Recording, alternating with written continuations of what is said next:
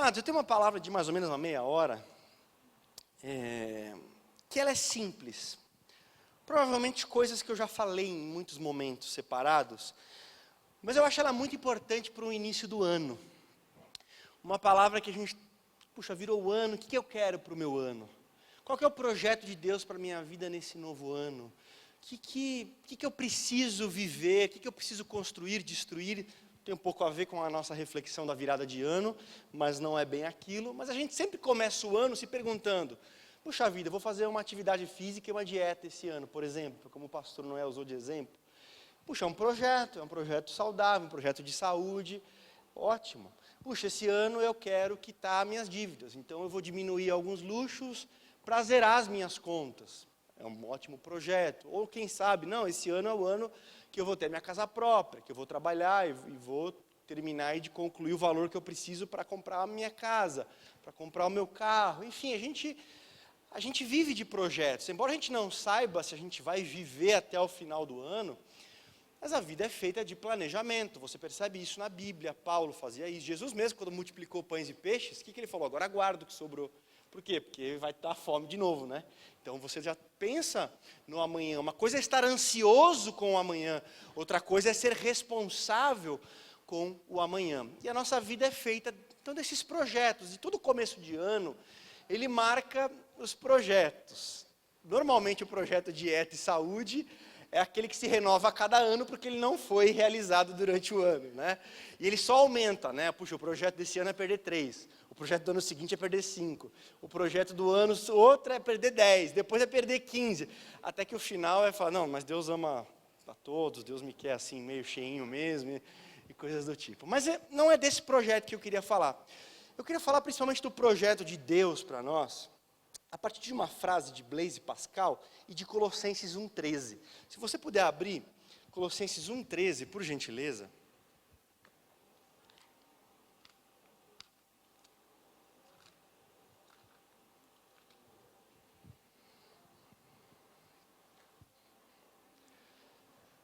Colossenses capítulo 1, versículo 13. Diz assim: pois ele nos resgatou do domínio das trevas e nos transportou para o reino do seu Filho amado, ou Filho do seu amor. Esse versículo ele é muito interessante, porque ele tem a ideia de algo que estava plantado, até algumas traduções usam que ele nos desarraigou. De uma planta que está arraigada num solo ruim, no caso um solo de trevas, que é arrancada e replantada num solo fértil, num solo bom. E Paulo está usando essa figura para falar do que acontece com a pessoa em Cristo. Ela estava arraigada, enraizada num solo ruim de trevas, e ela é resgatada desse solo ruim e plantada agora num outro solo, num solo fértil, num solo onde ela vai receber uma nova vida, outros nutrientes, e vai se tornar uma nova criatura, né? Uma nova planta, uma nova flor. É claro que é a mesma planta, é a mesma árvore, mas agora ela tem uma outra aparência, ela tem uma outra vida, ela tem uma outra realidade, ela frutifica diferente em todas as coisas. Tem mais folhas, enfim, tudo isso que Paulo está dizendo. E para a gente saber o que é esse desarraigar, a pergunta é o que o homem perdeu. É isso que Pascal, um matemático cristão, no século XVII, ele vai dizer: nós só assumimos verdadeiramente o que somos se temos consciência do que perdemos. Então todos nós, como seres humanos, temos que saber o que o ser humano foi criado para ser, qual que era o projeto de Deus para o ser humano, o que ele perdeu, para a gente saber o que significa redenção, para a gente saber o que significa restauração. Restauração do quê? Redenção para o quê? Se a gente não souber isso, se a gente não souber o que a gente perdeu, se a gente não souber o porquê Deus nos criou para sermos, nós não sabemos se a gente está melhorando, se a gente está se aproximando desse projeto de Deus, ou estamos nos afastando desse projeto de Deus. Se o projeto de Deus de 2020 para a sua vida vai ser um bom projeto ou não, o que vai responder isso? Se eu sei qual é o projeto de Deus para o ser humano. Quanto mais eu me aproximar desse projeto, melhor será o meu projeto de 2020. Quanto mais eu me afastar deste projeto, mais é ruim este projeto que nós construímos para 2020. Então, eu creio que essa palavra é importante para nós organizarmos e pensarmos o nosso ano de 2020, as nossas escolhas, as nossas decisões, o que vale a pena fazer, o que não vale a pena fazer, tem que ser à luz destas realidades do porquê Deus criou o ser humano. A Bíblia diz que Deus criou o ser humano à imagem de Deus.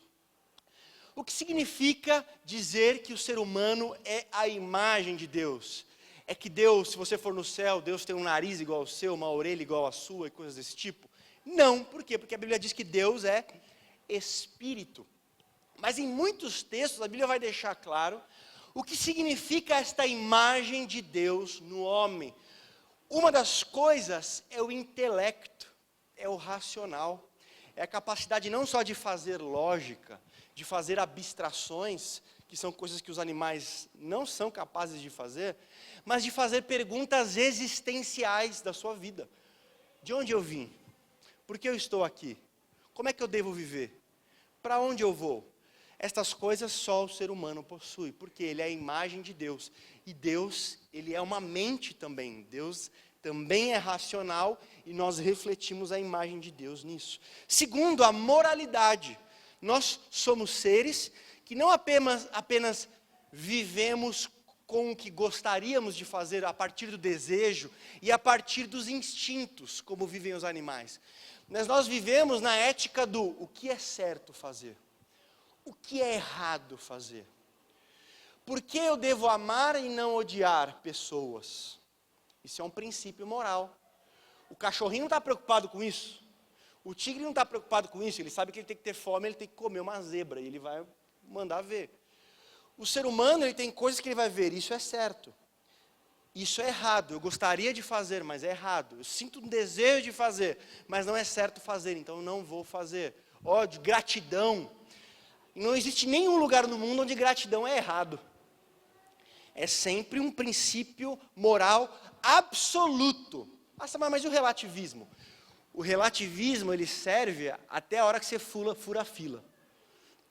Entra na frente da pessoa, o relativismo tudo é relativo, tudo é uma questão de opinião. Certo, errado, tudo isso é opinião.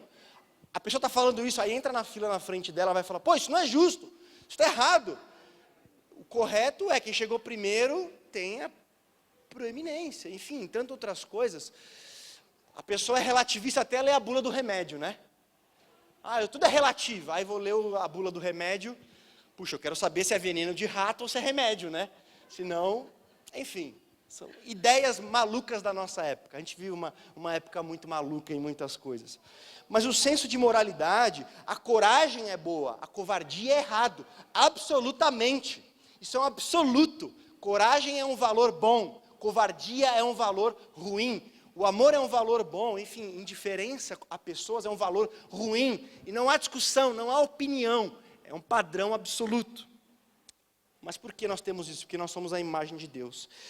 A imagem de Deus significa criatividade. Porque Deus é um Deus criador e nós, a sua imagem, subcriamos. Nós não criamos do nada. Nós precisamos da matéria-prima já para criar e Deus não. Mas olha para o ser humano. Às vezes você recebe uns vídeos no YouTube... Tem muita besteira, mas tem muita coisa boa.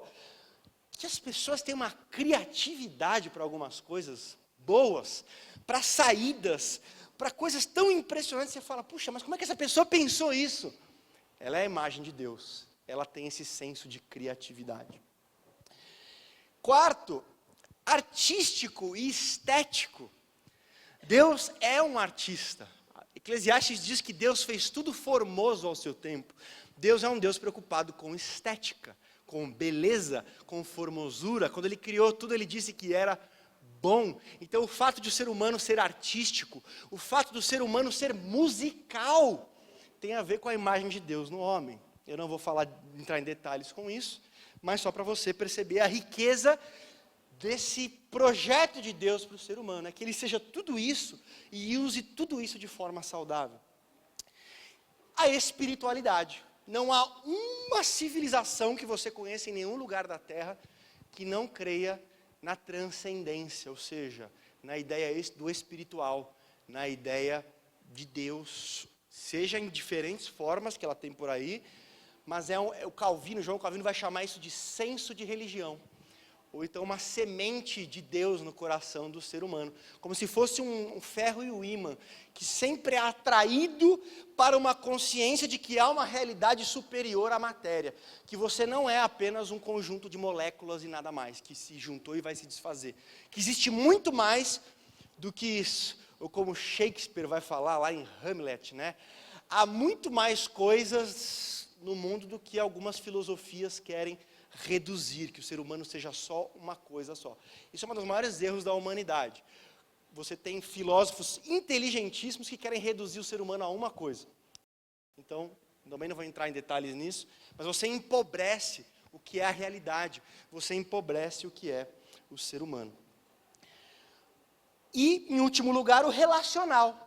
Nós somos seres relacionais, nenhum ser humano é uma ilha, ninguém foi feito para viver em isolamento, sem contatos, sem conexões, porque Deus é relacionamento. Deus é o eterno relacionamento de Pai, Filho e Espírito Santo. Quando Ele cria um ser à sua imagem, esse ser tem que ser relacional também. Ele tem que ser relacionamento, porque é a sua imagem. Que relacionamentos? Primeiro com Deus. Então, Deus nos criou para termos relacionamentos com Ele, com o próximo, com a gente mesmo e com a criação, o meio ambiente que a gente vive. Então, nós somos relacionais e temos 4 esferas de relacionamento que Deus nos criou para ter. Primeiro com Ele. Que relacionamento? O relacionamento de pertencimento. Nós pertencemos ao Deus que nos criou. De dependência. Ele nos deu a vida, Ele é o doador da vida, a nossa vida pertence a Ele. De proximidade. O nosso Deus é um Deus pessoal, é um Deus de relacionamento, de obediência, de intimidade. Enfim, Deus nos criou, Ele sabe como a gente funciona. Então, quando nós obedecemos o Criador, nós usamos a máquina humana da forma certa. Relacionamento saudável com Deus. Mas também um relacionamento saudável com a gente mesmo. Se você não percebeu, você é a pessoa que você mais vai conviver na história, assim, na sua vida, é estar com você mesmo. Então, você tem um relacionamento de paz, um relacionamento de respeito próprio, um relacionamento de pureza pessoal, um relacionamento de segurança pessoal, enfim, são coisas que mostram um bom relacionamento seu com você mesmo. Com o próximo, amor, cuidado, admiração, você aprender a admirar qualidades que o outro tem e você não, paz, compreensão, autenticidade, verdade, são coisas e valores de Deus que nos criou para essas coisas. Quando nós destruímos isso, tem a ver com a queda, eu já vou falar disso. Com a criação, é uma coisa que os cristãos às vezes deixam um pouco de lado. Mas a Bíblia Sagrada, ela coloca claramente que um dos papéis do ser humano é cuidar do jardim. Desde o Éden, cuidar do jardim. O homem tem uma posição de autoridade sobre a criação. Mas como é que ele usa essa autoridade? Cuidando do jardim, trabalhando no jardim, edificando. Então, o cuidado com o meio ambiente faz parte da imagem de Deus. Por quê? Porque é o nosso relacionamento com a criação. Por que eu falei tudo isso? Porque tudo isso vai ser corrompido na queda. Toda essa ideia do homem que é a imagem de Deus no seu racional, na sua moralidade, no seu lado artístico, nos seus relacionamentos, na sua espiritualidade, com o afastamento do homem de Deus, onde o homem declara a sua autonomia de Deus, de que ele não precisa de Deus, tudo vai romper junto. E todas estas qualidades que eu falei, todas estas capacidades que eu falei, elas vão ser maculadas, elas vão ser corrompidas. E o homem vai ser uma mistura disso, coisas boas, mas ele também vai usar, na maior parte do tempo, estas coisas para o mal, totalmente fora do propósito que Deus gostaria. Por exemplo, a moralidade. E aí desde criança, gente, você pega um bebezinho que vai crescendo, você acha que você concebeu um anjinho. Aí você vai descobrir que você concebeu um Adãozinho. E de que ele vai testar a sua paciência, vai testar limites, vai mentir. Você fala, eu nunca ensinei isso para o meu filho. Pois é a corrupção da queda. Já nasce com esse vírusinhos aí, inclinado para essas realidades. Criação, o mesmo ser humano que é capaz de criar coisas maravilhosas, por exemplo, medicamentos para curar, ele é capaz de usar sua criatividade para câmaras de gás, onde milhões de pessoas vão ser assassinadas. Ou seja, a criatividade, ela está corrompida agora. Ela pode ser usada para o bem, mas normalmente é usada para o mal. Estética. Tem um exemplo aqui que eu marquei aqui de estética. Porque as pessoas hoje, esteticamente, na artística, não, a arte não tem limites. A arte, ela tem asas para ser, né, para voar para onde ela quiser. 2015, no Brasil, no MAN, você não vai acreditar nessa, porque assim, ainda bem que você provavelmente não foi. Se você foi, não me irrite, né? Teve uma exposição de Piero Manzoni, um artista. E sabe qual é uma das principais artes dele, pela qual ele é mais famoso? Desculpe as expressões. Enlatar as suas próprias fezes. Ele fez 90 latinhas com as suas próprias fezes, e que isso é uma obra de arte. E foi exposto no MAN, com o nosso dinheiro. Para começar, né? Para começar, porque recebe de incentivo público. Latinhas de cocô, e isso é arte. 90, uma delas avaliadas em 120 mil euros. Aí você pergunta se o homem está bem. Se o ser humano está razoável nas suas ideias. Ou essa ideia de que tudo pode ser arte, que não tem limite nenhum para a arte, eu acho que tem. É claro que ela tem uma liberdade maior, mas o belo e o feio é igual aquela história, não sei quantos vocês ficaram sabendo. O cara foi no museu, isso é história verídica, posso mandar para você depois da referência. O cara estava filmando várias pessoas nesses museus pós-modernos, onde a arte é uma loucura, assim, né? Esse cara rabisca lá. Uma vez um professor de arte colocou o avental dele no lugar, e daqui a pouco tinha um monte de estudante avaliando, nossa, a arte do artista. Não, era aquela bagunça do avental mesmo, não era arte nenhuma. Um estudante naquele museu colocou o óculos no chão. Passou meia hora, tinha 6 pessoas lá já fotografando aquele óculos no chão. Por quê? Porque essa ideia de que não tem referência nenhuma, nada tem referência, transforma o mundo num hospício, transforma o mundo numa loucura. O que é isso? É marca da queda. Algo que Deus criou artisticamente para o belo, para nós apreciarmos o que é bom e o que é belo, se transformou numa loucura, se transformou numa grande bobagem. E nos relacionamentos, onde a gente mais percebe essa dificuldade. Então, aquilo que era um relacionamento saudável com Deus, de pertencimento, de dependência, de proximidade, de obediência, se transformou rebeldia, autossuficiência, distanciamento, tentativa de manipular a Deus até, medo, pavor e coisas desse tipo. Com o próximo, aquilo que era amor, cuidado, admiração, paz, compreensão, autenticidade e verdade, se tornou indiferença, manipulação, inveja, rivalidade, individualidade, rancor, vingança, hipocrisia, fingimento, mentira. E com a criação, com o meio ambiente, aquilo que era cultivo, cuidado, zelo, trabalho responsável, se transformou abuso, maldade, crueldade e desperdício. Isso é o que a gente perdeu. E esse é o estado do homem ao nascer. E o projeto de redenção de Deus passa pelo resgate dessa imagem de Deus. Então, Samuel, eu quero ser salvo. O que significa ser salvo? O que você entende por redenção? O que você entende por salvação? Eu não vou para o inferno, eu vou para o céu. Mas só isso? Mas é muito mais que isso. É restaurar todo um conjunto de coisas que foram perdidas na queda. Em que a vida eterna é a consequência natural disso.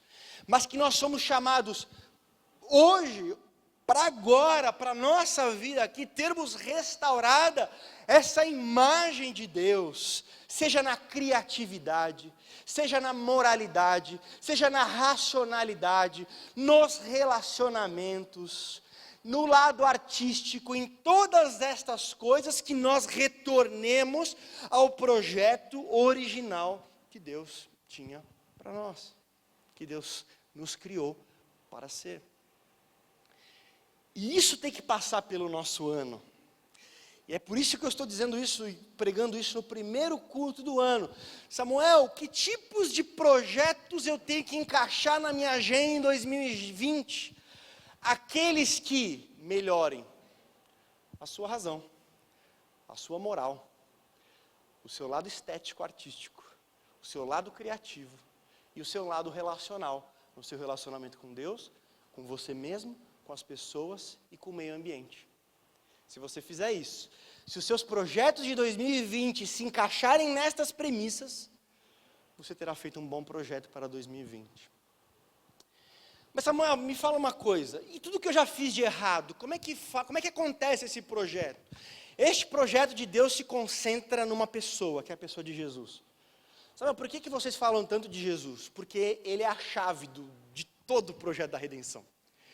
Primeiro para nos perdoar, porque aquilo que fizemos de errado não vai desaparecer. Aquilo que usamos mal a imagem de Deus para criar mal a nossa moralidade, a nossa racionalidade, tudo aquilo que usamos para o mal nos relacionamentos, isso não desaparece, isso precisa ser perdoado. Isso é perdoado em Jesus, na cruz. Mas Jesus não só morreu na cruz, Jesus também é o modelo perfeito do que Deus pensou como a imagem de Deus. O que isso significa? Que quando eu penso na imagem de Deus, criação, racionalidade, relacionamento, essas coisas, Deus não simplesmente nos ensina o que é isso. Ele nos dá um exemplo concreto, vivo, pessoal de como isso deveria funcionar. Como? Jesus. Então eu quero saber quem é o ser humano, quem o ser humano deveria ser. Eu aprendo em Jesus. Então em Jesus eu aprendo quem o ser humano é. Mas não só isso, em Jesus eu aprendo quem Deus é. Eu conversava com um amigo essa semana, né? O que as pessoas fazem normalmente? Eu quero buscar a Deus. Eu preciso buscar mais a Deus em 2020. Eu vou buscar mais a Deus, vou buscar mais a Deus, vou buscar mais a Deus. Fica uma coisa um pouco abstrata, gente. Porque a intenção de Deus, na Bíblia e na história da salvação, é que a gente busque a Deus por meio de Cristo. Então a gente não busca a Deus para encontrar Jesus. A gente busca Jesus para Ele nos dizer quem é Deus. É Jesus quem revela o Pai. E não é buscando o Pai que eu encontro Jesus. Então a nossa geração cristã, ela não se alimenta muito de Jesus. Ela não lê as biografias de Jesus. Ela não tem Jesus no centro. Porque aí em Jesus Ele vai te revelar. Agora eu vou te contar quem é Deus. Eu vou te contar quem é o ser humano. Vou te contar qual é o projeto de Deus para o ser humano. Mas vou te revelar também quem é o Pai. Vou te revelar quem é Deus. Então, se a sua intenção esse ano, eu preciso buscar mais a Deus esse ano, transforme isso, eu preciso buscar mais Jesus esse ano. E aí você vai encontrar o Pai. Não sei se ficou meio confuso isso, mas é que não parece que não, mas a gente inverte algumas coisas, e isso tem um reflexo enorme lá na frente. Agora, Samuel, é possível isso? Essas características, criatividade, moralidade, racionalidade, estética, relacionamentos, realmente é possível? Ou o pau que nasce torto, morre torto, e a cobra pode mudar a sua casca, mas continua sendo cobra, casca não, né? A sua pele ali, né? Mas deu para entender. E é isso que vai acontecer? Olha, se depender só da gente, sim. Mas, primeiro, a gente tem perdão em Cristo Jesus. A gente tem um modelo em Cristo Jesus, e nós temos um poder que nos capacita a isso, a pessoa do Espírito Santo. Qual é o poder que torna possível que uma pessoa faça um projeto de vida em que ela se aproxime do padrão para o qual Deus a criou? Espírito Santo. A pessoa do Espírito Santo, enchimento do Espírito Santo. Relacionamento com o Espírito Santo. A Bíblia não fala a comunhão do Espírito Santo? A comunhão exige reciprocidade, exige conversa, exige relacionamento. Então apenas a vida cristã, guarde isso, eu já falei isso várias vezes, não é difícil, ela é impossível. Ela é impossível a gente usar a nossa racionalidade cada vez melhor, a nossa moralidade cada vez melhor, o nosso senso artístico, os nossos relacionamentos cada vez melhor. É impossível ser como Jesus, humanamente impossível. Mas como isso vai se tornando possível num processo? Poder do Espírito Santo, por isso que ele é chamado de o Espírito de santificação. Por que santificação, Samuel? Porque esse é o nome dado para esse processo em que você vai cada vez mais se aproximando do projeto pelo qual Deus te criou. O que é isso? Santificação. E o que é mortificação? É a capacidade de abandonar tudo aquilo que é incoerente, contraditório com esse projeto. Santificação e mortificação tem a ver com esse processo de eu me tornar esse resultado que Deus está buscando. Eu vejo que muitas coisas que eu quero são contra esse processo. O que eu faço? Eu mortifico a minha vontade nessas coisas. E santificação é conforme eu cresço em todas essas áreas. Deixa eu falar uma coisa muito importante, eu estou caminhando para terminar. Mas agora uma das coisas mais importantes que foi resgatado pela reforma e que a gente precisa conversar para não criar uma ideia errada do que é santificação. Durante muito tempo, a igreja acreditou que santificação é orar, ler a Bíblia, ir na igreja e jejuar. Se você faz muito essas coisas, você é santo. Isso é bíblico? Não. Calma, eu sei que algumas pessoas estão chocadas e é bom que você fique chocado. Essas coisas são importantes? Sim. Elas fazem parte da santificação?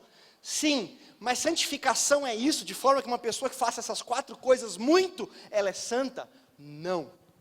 Pelo contrário, pode ser uma pessoa perversa, que esteja absolutamente longe do projeto de Deus, e orar muito, jejuar muito, ler muito a Bíblia e ir muito na igreja. E isso foi um dos maiores problemas da geração passada. Ela selecionou algumas coisas que dizem que a pessoa é santa, e outras coisas que selecionam para que a pessoa não é santa. E viraram os grandes chavões, aí a pessoa, bom, se eu fizer isso, se não fizer isso, eu sou santo. E nessa brincadeira ficou de fora um mundo, um universo de coisas que são do interesse de Deus e tem tudo a ver com o projeto de santificação de Deus, que é restauração do homem à imagem de Deus. Que é a restauração da racionalidade humana, da moralidade humana, do lado artístico, da criatividade, dos relacionamentos. Um monte de coisa assim ficou de fora, mas a pessoa jejua muito, lê muito a Bíblia, vai muito na igreja e ora bastante, então tá bom. Não, mas ele vai em casa e ele bate na esposa. Então mas ele é santo, você vai no velório dele, olha esse cara, lia a Bíblia, esse cara ia na igreja, esse cara, mas no trabalho era o que fazia pior as coisas, tratava as pessoas com indiferença. Essa pessoa é santa dentro do projeto de Deus, que a gente falou aqui? Não. Deixou coisa demais de fora. Deixa eu dar alguns exemplos aqui. Estou terminando, gente.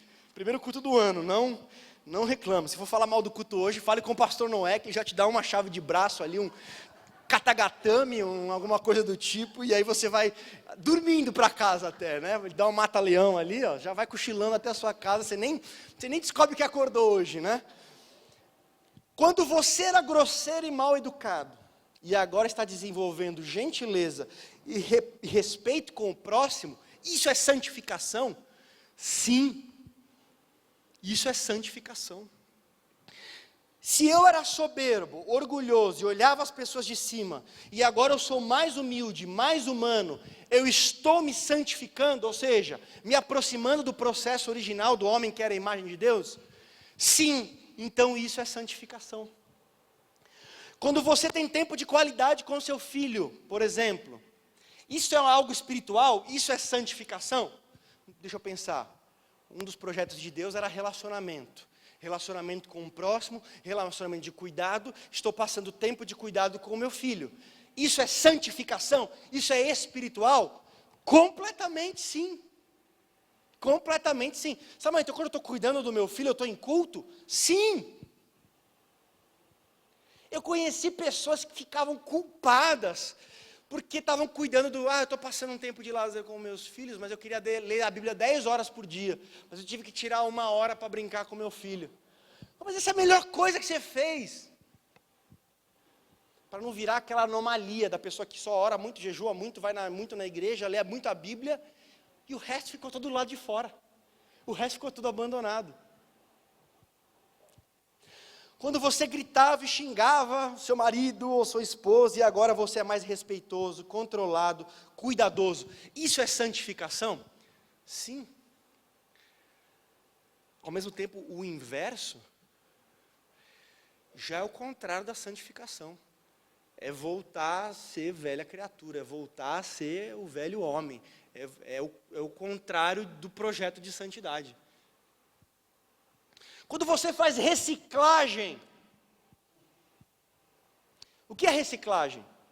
Bom, o lixo, tem muito lixo no mundo que é útil para muita coisa. E o nosso planeta precisa que a gente cuide bem dele, e reciclando é uma forma de cuidar do meio ambiente. Porque o nosso planeta não vai dar conta de tanto lixo. E a maioria do lixo ainda é útil para muitas outras coisas. Aí você na sua casa pega lá e divide. Puxa, eu vou colocar tal coisa aqui, em um dia da semana vou pôr para reciclagem. Isso resgata a imagem de Deus? Ou seja, cuidar da criação de Deus? Sim! Então isso também faz parte de santificação. Assim como as outras coisas. Quando você trabalhava de forma negligente, agora trabalha de forma mais excelente. Isso é santificação? Sim. Você cria um projeto, antigamente você criava projetos aí só pensando em outros motivos, agora você pensa em projetos que tenha a ver não só para abençoar a sua empresa, mas para abençoar pessoas e tudo mais. Isso é santificação? Sim. Quando você tinha hábitos destrutivos e agora cultiva hábitos saudáveis, isso tem a ver com santificação? Sim. Mesmo que esse hábito que não era saudável só estivesse destruindo você mesmo. Você tem um corpo, certo? Ele foi criado por Deus, então é a criação. Cuidar da criação tem a ver com a imagem de Deus? Sim. Então, quando você faz coisas destrutivas para o seu corpo e depois você para de fazê-las, quando você tem um vício que destrói o seu corpo e você começa a vencê-lo e agora você não o tem mais, o que você está fazendo? Santificação.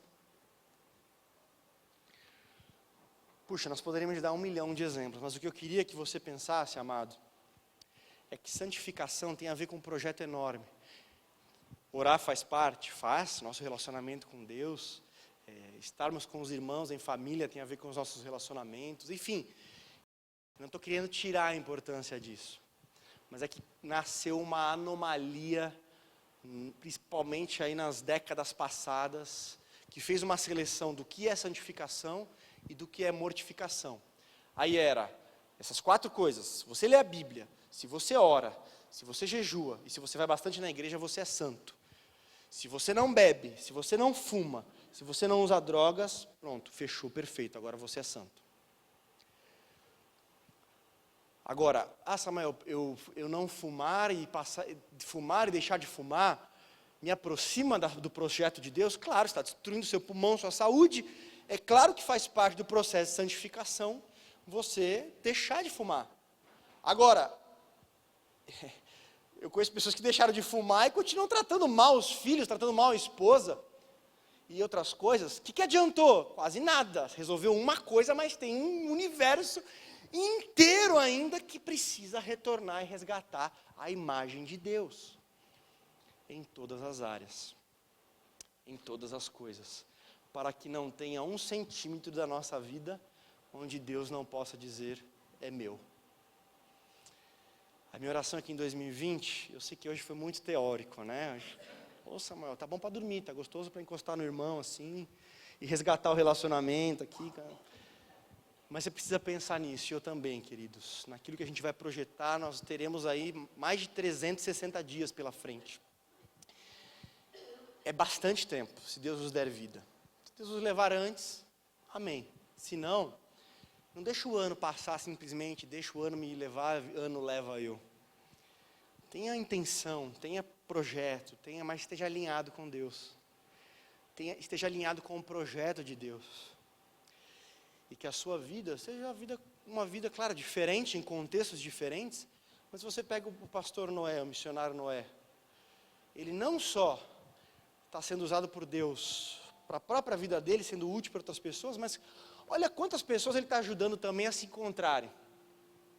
Em todas essas áreas. Em todas essas coisas. Porque isso faz parte da nossa missão relacional também, ajudar as pessoas a se acharem, ajudar as pessoas a se encontrarem, se elas quiserem também. Se elas não quiserem, Jesus falou, eu vim para quem está doente. Se você acha que você não está doente, vá em frente. Jesus diz, vocês sendo maus, não há um justo sequer. Mas se você acha que você está saudável, está maravilhoso, segue em frente. Mas não é a realidade do nosso mundo, as pessoas precisam de ajuda, gente. As pessoas estão, não só a gente resolver a restauração da imagem de Deus em nós, mas ajudar que pessoas também caminhem nesse processo. Desde a nossa casa, a primeira pessoa que você tem que ajudar nesse processo é a sua esposa, seu marido, seus filhos, que eles cresçam nesse processo de se tornarem a imagem de Deus representada em Cristo. Vamos ficar de pé?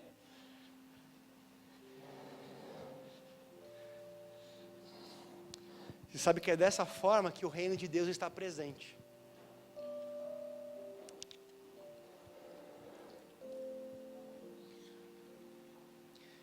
Existe algo interessante na Bíblia que em alguns momentos ela fala sobre o reino de Deus como algo que já é agora, que já está entre nós, que já está em nós. Mas nós também somos levados a orar que venha o teu reino e de um reino futuro. Existe uma dimensão do reino de Deus que já é presente. Existe uma dimensão do reino de Deus que ainda é futura. Qual que é a dimensão do reino de Deus que já é presente? É essa. Quando nós manifestamos a imagem de Deus, Cristo através das nossas vidas.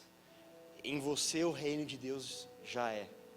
Nas áreas da sua vida que você já está restaurado, o reino de Deus já está. Mas um dia ainda o reino de Deus virá, porque você não é perfeito e eu também não. Nós vamos melhorando até o dia que Deus vai completar esse processo lá no final. E tudo vai ser restaurado, não haverá mais lágrimas, não haverá mais dor, não haverá mais pecado, não haverá nada dessas coisas que a gente tem que mortificar muitas vezes. E o projeto vai terminar. Então existe uma dimensão do reino que é futura, que é o reino absolutamente estabelecido por Deus. Mas tem uma dimensão que é já. A Bíblia diz: o reino de Deus está em vós.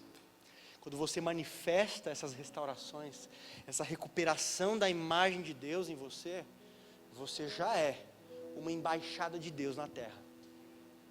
Você já é uma, não sei a palavra, embaixada, uma guarita, uma torre de Deus neste mundo ainda. Que ainda não é completamente o reino de Deus. Que muita coisa não reflete o reino de Deus. Mas as nossas vidas começam a ser essa embaixada de Deus onde nós estamos. A minha oração é que 2020 seja um ano importantíssimo nesse projeto. Que em nenhum ano da sua vida, mesmo que você tenha passado anos de grandes restaurações, que esse seja o ano, não tem nada de melhor que eu possa desejar a você do que isso. Que em 2020 esse processo de recuperar esses valores da imagem de Deus, tornando-os saudáveis, tornando-os cada vez mais plenos, mais puros, pelo poder do Espírito Santo, tendo em Cristo como referência, que esse seja o ano que você mais cresça nisso, que esse seja o ano que eu mais cresça nisso. E quando o ano terminar, terá sido um grande ano, terá sido um ano em que vivemos verdadeiramente os nossos propósitos. Feche seus olhos, vamos orar pedindo isso a Deus antes de nós encerrarmos. Senhor, nós te agradecemos porque o Senhor não desistiu de nós, ó Deus, esses projetos em si mesmos falidos, inclinados para tantas coisas ruins, seja racionalmente, seja moralmente, seja até artisticamente, nas nossas criações, nos nossos relacionamentos então contigo, com as pessoas, com a gente mesmo, com a criação. Deus, se o Senhor tivesse nos aniquilado, não teria sido injusto. Mas o teu amor é grande, a tua paciência, e o Senhor não desistiu de nós. E não só isso, enviou o seu Filho, para que pudesse morrer por nós, nos perdoando, mas que se servisse também do modelo perfeito, da justiça perfeita, do plano perfeito do que o Senhor pensou quando pensou no ser humano. Ó Deus, ajuda-nos em 2020 caminhar muito nesse processo de restauração, de crescimento, de amadurecimento. Que a nossa razão, que a nossa moralidade, que o nosso lado artístico, que o nosso lado criador, de criação, que os nossos relacionamentos contigo, com as pessoas, com a criação, com a gente mesmo, que tudo isso possa se aproximar mais do ideal pelo qual o Senhor nos criou e pelo qual o Senhor também enviou Jesus para nos mostrar como é que é. Não vamos nos tornar perfeitos, Senhor, mas que avancemos mais, que cresçamos mais, que nos aproximemos cada ano mais desse ideal. Que esse ano de 2020, que o Senhor nos deu vida, está nos dando vida, que nós não sabemos se vamos completá-lo, mas se completá-lo, Senhor, que no final nós possamos olhar para trás e falar, puxa, nesse ano eu avancei, eu estou mais próximo daquilo para o qual Deus me criou, eu estou mais próximo da imagem de Deus, porque eu uso melhor a minha razão, porque eu uso melhor a minha moral, eu uso melhor a minha arte, eu uso melhor o meu espírito criativo, eu me relaciono melhor com Deus, eu me relaciono melhor com as pessoas, eu me relaciono melhor comigo mesmo, e eu cuido melhor da criação de Deus. E com isso, Senhor, possamos agradar o teu coração, Deus. Possamos agradar o teu coração, Senhor. Quem sabe um dia possa dizer aquilo que disse de Jó para Satanás. Satanás, está vendo Jó? Ah, Senhor, eu fico imaginando o quanto muitas vezes nós somos desonra para Ti. E que o Senhor tenha que ouvir das pessoas, eu não sei, puxa, está vendo essa pessoa? É teu filho, não é? Olha a coisa errada que ele está fazendo. Como é bom, Deus, quando o Senhor pode olhar e falar, está vendo meu filho? Não há ninguém como ele, como o Senhor pode dizer de Jó, e que o Senhor possa falar de nós com orgulho também, Senhor. Não pela nossa perfeição, mas pelo nosso comprometimento com esse processo de santificação.